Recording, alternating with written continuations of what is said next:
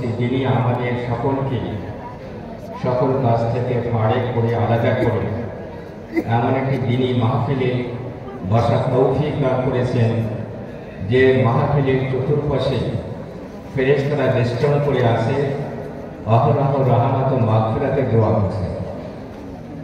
আমরা এখানে যারা বসে আছি, আমাদের কি মন খারাপ যে এখানে আসি? কি বলেন? মানে ফুর্তি ভালোবাসা আছে নাকি মন খারাপ? কোনটা? আলহামদুলিল্লাহ, ফেরেশতাদের দোয়া আমরা নিতে পারছি। আশেপাশে যারা রয়েছে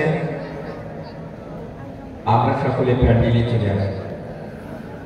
মনে করুন যে যখন কোনো মুরগি ডিম পড়ার পরে পা দিবে, তারপরে বাচ্চা হয় ডিম থেকে, নাকি?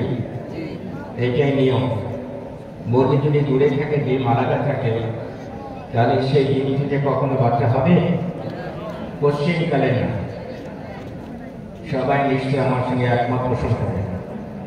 তো এমনিভাবে আমরা প্যান্ডেলের বাইরে গিয়ে যদি ওয়াজ নসিহত শোনার চেষ্টা করি, বিভিন্ন কথাবার্তা আলোচনা মনোযোগ অন্যদিকে আমাদের চলে যাবে, তো আমাদের আর ওই ডিম একদিকে মুরগি আর একদিকে যেমন আমাদের নসিহত শোনাটাও কেমন হবে। এই জন্য আমি বিশেষভাবে রিকোয়েস্ট করব, যারা আশেপাশে রয়েছে আমরা ময়দানে চলে আসি।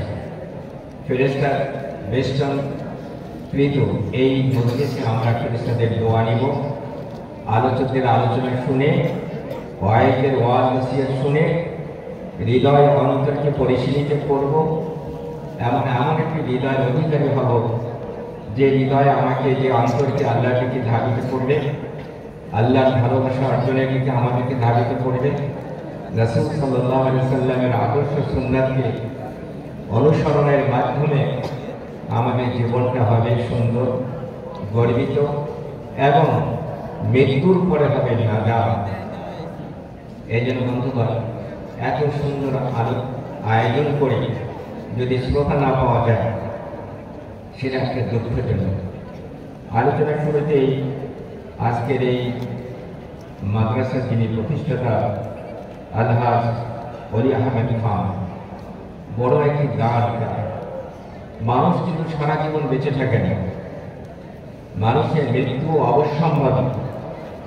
এখানে এমন কেউ আছে যে আমি মৃত্যুবরণ করবো না, আজীবন থাকবো? কেউ আছে এরকম? তাকে একটু হাত উঠান দেখি। কেউ না, সবাই মরতে চান। Everybody, poor or rich, can not avoid it. ধনী হোক আর গরিব হোক, কোন ব্যক্তির মৃত্যুর সবল থেকে বাঁচতে পারবেন না। কথা সত্য নাকি? সত্য। যদি বড় লোকের মৃত্যু না হতো, তো বাংলাদেশের সর্বশ্রেষ্ঠ ধনী জহিরুল ইসলামের মৃত্যু কখন হতো না? কি মৃত্যু হতো নাকি? তাহলে বোঝা গেল এই পৃথিবীতে থাকার জায়গা নয়, বিদায় নেওয়ার জায়গা। এই পৃথিবীকে আয়েশ আরাম করার জায়গা নয়। আমার জীবনকে আরো সুন্দর, আরো স্মার্ট এইভাবে করে এই পৃথিবীতে থাকবো, এটার জন্য না, ইবাদত বন্দেগী গোলামি করার জন্য আল্লাহ পাক এই পৃথিবীতে আমাদেরকে পাঠিয়েছে। আমার